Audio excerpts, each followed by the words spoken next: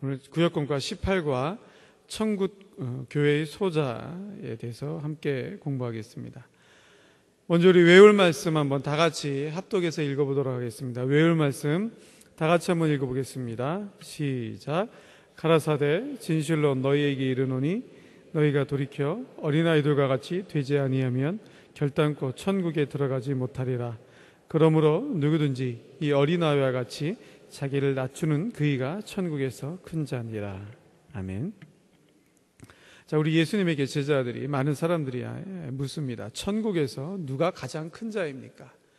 우리 하나님이, 우리 주님이 천국에 대해서 말씀하실 때 많은 자들이 잘못 이해하여서 천국에서 과연 큰 자가 누구냐라고 질문을 합니다.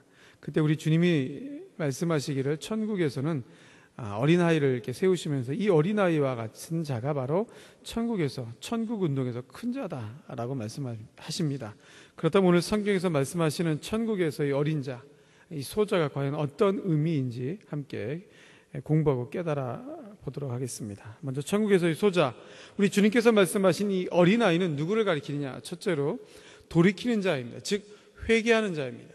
자기의 죄를 돌이켜 회개하는 자, 진심으로 회개하는 자가 어린아이, 즉 소자다. 그 다음에 자기 자신을 낮추는 자, 겸손한 자를 말씀하고 있는 것입니다. 하나님의 말씀 앞에 비추어서 드러내는 자가 아니라 겸손하게 자기 자신을 낮추는 자가 바로 쓰임받는 자입니다. 세 번째로 누구든지 주를 믿는 자가 천국에서 큰 자입니다. 이 세상의 여러 가지를 호령하면서 명예의 권력을 쫓아가는 자가 아니라 바로 메시아 대신 우리 주님을, 왕이신 우리 주님을 믿고 고백하는 자가 바로 천국에서 큰 자이다. 그렇다면 이 어린아이는 예수 안에서 새롭게 된 영적으로 단순하고 순진하며 전적으로 주님 앞에 신뢰를 가진 겸손한 성도를 가리키는 것입니다. 즉 예수 그리스도를 구세주로 믿고 새롭게 영적으로 태어난 자, 그 주님 앞에 모든 것을 낮추고 주님만을 의지하여 나가는 겸손한, 바로 저와 여러분같이 하나님 앞에서 성도된 자를 말합니다. 이러한 자들은 결코 실족해서는 안 되며 실족해하는 일이 절대로 있어서는 안 되며 하나도 업신여김을 받게 해서도 안 되며 또 저희의 천사들은 항상 하늘에 계신 하나님 아버지를 뵙고 찬양하고 있으며, 그렇기 때문에 저들을, 이런 어린 소자들을 하나라도 잃어버리지 않는 것이 하나님의 뜻이다라고 오늘 성경은 말합니다. 그런즉 이 천국운동은 겸손운동입니다. 첫째도 둘째도 셋째도 겸손입니다. 우리 주님께서, 바로 우리 주님이, 하나님 자신이 모든 것을 비워 종의 형체로 이 세상에 오신 것, 겸손의 본을 보이신 것처럼 우리도, 그 주님을 따라가는 우리도, 그 주님의 운동을 하는 우리도 겸손하게 자기 자신을 낮추고 소자를 영접하며 믿는 자를 하나도 실족시키지 않으며 실족해 하는 일을 했을 때 곧 회개해야 하며 길, 즉 삶의 목적을 잃어버린 자들을 찾아내어 권고하고 용서해주고 그들이 다시 삶의 목적을, 삶의 방향을, 삶의 길을 바로 갈 수 있도록 그들을 권고하며 세워주는 것, 이것이 바로 교회 운동이며 겸손 운동이며, 이런 운동을 해나갈 때 우리 주님의 교회는 하나님의 은총으로 충만해질 수가 있는 것입니다. 자, 두 번째로 천국 교회의 권징입니다. 권징의 원리, 범죄한 형제들에 대해서 어떻게 해야 되느냐? 먼저는 1대1로 가서 은밀히 권고해야 됩니다. 조그마한 잘못을 한 자를 그냥 무조건 덮어주고 넘어가서는 안 되는 것이고, 그 조그마한 일에 대해서, 어떤 일이든지 잘못한 일에 대해서는 먼저 1대1로 찾아가서 은밀히 권고하는 것입니다. 교회 공적인 광고 시간에 무조건 광고하는 것이 아니라, 김 지사님이 오늘 주일 성수 안 했습니다 라고 무조건 그냥 막 광고하는 게 아니고, 조용히 찾아가서 주일 성수는 온전히 오전 오후 다 하는 것입니다. 11조는 하나님의 명령이니까 꼭 해야 합니다. 은밀히 권고하는 것입니다. 근데 그래도 듣지 않을 경우에 구역장님과 신방장님과 이렇게 몇 명, 두세 사람의 증인이 가서 다시 한 번 더 권고하고 적용하고, 그래서 합심하여 기도하여서 돌이킬 수 있도록 해주는데, 그래도 안 들을 경우에는 교회 공적으로 목사님께 말씀드려서 목사님이 교회에서 공적으로 회개할 수 있도록 다시 한번 권고를 합니다. 그래도 듣지 않으면 그때는 출교하는 것입니다. 그래도 안 듣고 나가는 자는 과연 성도일까요? 대개가 첫 번째, 두 번째 경우에 은밀히 권고하고 또 구역장님, 신방장님 이렇게 두세 사람이 가서 권고할 때 듣고 돌이켜서 회개해서 교회 운동에 다시 한번 쓰임받을 수 있도록 그렇게 하는 것이 권징의 원리입니다. 그 교회에는 어떻게 하느냐? 왕의 교회는 이 권징과 관련하여서 두세 사람의 이름으로 모이는 곳입니다. 그래서 두세 사람이 이상 모여서 함께 주님이 거하시는 곳으로서 임마누엘 하시는 곳으로서 저들이 합심하여 기도하면 또 주님이 그 기도를 들어주시는 것, 그것이 바로 교회이고, 또 소자 중에 하나라도 잃어버리지 않게 범죄한 자가 있다면, 죄를 지은 자가 있다면 권징하여 돌이키게 하는 곳, 그것이 바로 교회입니다. 이러한 권징은 하나님이 교회에게 주신 권세이며, 이 권징의 최종 목적은 범죄자를 처단하는 것이 아니고 너 잘못했지 나가! 이것이 목적이 아니고 용서하여서 회개케 하여서 혹시 회개하지 아니하여서 오는 건덕의 파괴를 막고 또 교회의 순결과 정결을 유지하기 위함입니다. 범죄한 자를 그냥 놔두어서는 교회가 계속해서 범죄자로 물들어가기 때문에 안 되기 때문에 교회의 순결을 유지하고 정결을 유지하고 지켜나가기 위해서 범죄한 자들을 권징해서 돌이키게 해서 그들이 죄에서 돌이켜서 하나님의 운동에, 교회의 운동에, 복음 운동에 합당하게 쓰임받을 수 있도록 돌이키게 하는 것, 이것이 바로 교회의 권징의 목적이다. 그렇기 때문에 권징은 성도들을 보호하는 것입니다.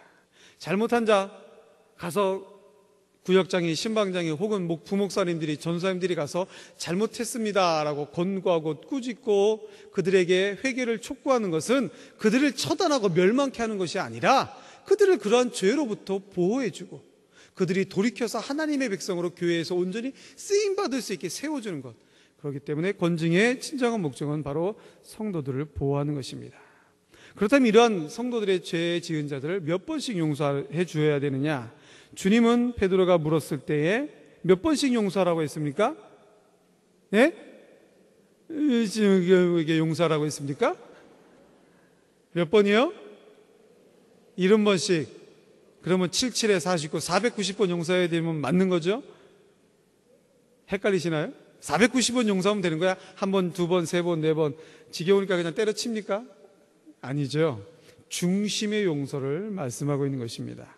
그러면서 우리 주님이 비유로 드신 게 어떤 임금이 큰 빚진 자를 1만 달란트 빚진 자를 용서해 줬는데 그 사람이 자기에게 겨우 100데나리온, 즉 1만 달란트와 100데나리온 60만 분의 1, 그렇게 조그만 그 빚진 자를 용서해 주지 아니하고 그를 옥에 가두었을 때 그 큰 왕이 보고 그 자기에게 큰 빚진 자를 옥에 가두었다라는 그러한 비유를 드시면서 바로 중심으로, 그 형제를 중심으로 용서치 않는 자는 하나님께서도 용서하지 않는다. 그러니까 우리가 형제들을 대해서 용서할 때는 마음의 중심으로 그들을 용서해 주어야 된다는 것을 말씀해 주는 것입니다. 그러므로 천국 시민의 용서는 내가 먼저 하나님께로부터 1만 달란트, 즉 하나님을 반대하고 하나님을 없다 하고 하나님을 대항하고 반항했던 그 모든 죄를 우리 하나님이 용서해 주셨다는, 하나님 앞에 지옥 갈 죄인이 천국으로 가는 그런 큰 은혜를 받았다라는 그 은혜를 가지고 내 형제의 조그마한 허물들은 다 탕감해 주는 이런 왕의 용서를 가지고 형제를 용서하는 것, 큰 용서요, 무한한 용서요, 중심의 용서로 형제를 대하는 것, 이것이 바로 우리 주님이 우리에게 가르쳐 주시는 용서의 원리입니다. 천국은 소자를 영접하여 귀하게 여기고 잃어버리지 않게 하는 것, 소자를 귀하게 여기는 행동 중에 하나는 바로 권징과 용서로서 나타나는 것입니다. 그래서 주님께서 우리 교회에 주신 명령과 원리를 따라서 권징과 용서를 행해야 됩니다. 무조건 하는 것이 아니고 분명히 말씀에 기록된 대로 우리 주님이 가르쳐 주신 그 원리대로, 그 명령대로, 말씀대로 그대로 적용하여서 권징과 용서를 그대로 행하는 것, 이것이 참된 교회 운동의 본질이다라고 말씀하고 있습니다. 자, 내용 연구 보겠습니다. 주님께서 천국에서 큰 자가 어린아이와 같은 자라고 하신 두 가지 이유, 몇 번입니까? 2번, 또 은번 4번입니다.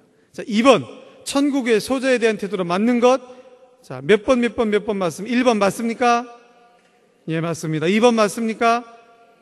네, 맞습니다. 3번 맞습니까? 아닙니까? 맞습니까? 틀립니까? 소자의 천사들이 항상 하나님을 뵙고 있는 것을 유념해야 된다. 그 앞에 나오죠. 저희 천사들은 항상 하늘 하나님 아버지를 뵙고 있으니 116페이지에 나옵니다. 소자들 중에 마음에 잘 안 드는 자는 속가내야 한다. 맞습니까? 아니죠? 그렇게 하고 있습니까? 구역예배드리다 마음에 안 드는 김집사 옆에 앉으면 싹 돌아가고 이집사 옆에 앉고 그러지 않습니까? 그래서는 절대로 안 됩니다. 소자가 하나라도 잃어버리지 않는 것이 하나님의 뜻이다. 맞죠? 자, 3번 교회 권중의 성경적 원리가 아닌 것 몇 번입니까?